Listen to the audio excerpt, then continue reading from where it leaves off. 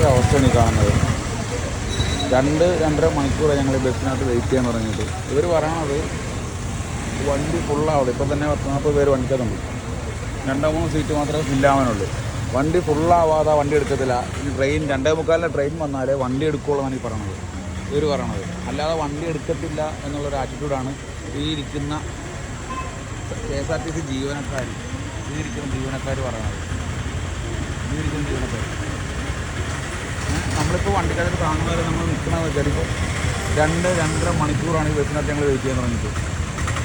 ഇങ്ങനെയൊക്കെയാണ് നമ്മളുടെ സർക്കാർ, നമ്മളുടെ ഈ അധികാര ഭരണകൂടങ്ങൾ ആൾക്കാരായിട്ട് പീഡിപ്പിച്ചിരിക്കുന്നത്. കോട്ടയത്താണ് ഈ സംഭവം നടക്കുന്നത്. അവർ വണ്ടി എടുക്കത്തില്ല. എന്ത് ചെയ്താൽ വണ്ടി എടുക്കത്തില്ലെന്നാണ് പറയണത്. എന്ത് കോപ്പുറത്തിലാണ് കാണിച്ചത്. നമ്മുടെ ഒരു സൗകര്യത്തിന് നമ്മുടെ വണ്ടി വിടത്തില്ല എന്ന് പറഞ്ഞാൽ എത്ര പേര് വണ്ടിക്കകത്ത് ഫുള്ളായിട്ടാണ് അവർ വണ്ടി എടുക്കാതിരിക്കുന്നത്. ഇനി ആളും എല്ലാം സീറ്റ് ഫുൾ ആകാതെ വണ്ടി എടുക്കത്തില്ലെന്നാണ് പറയുന്നത്. രാഷ്ട്രീയമാണ് അത് കാണിക്കുന്നത്.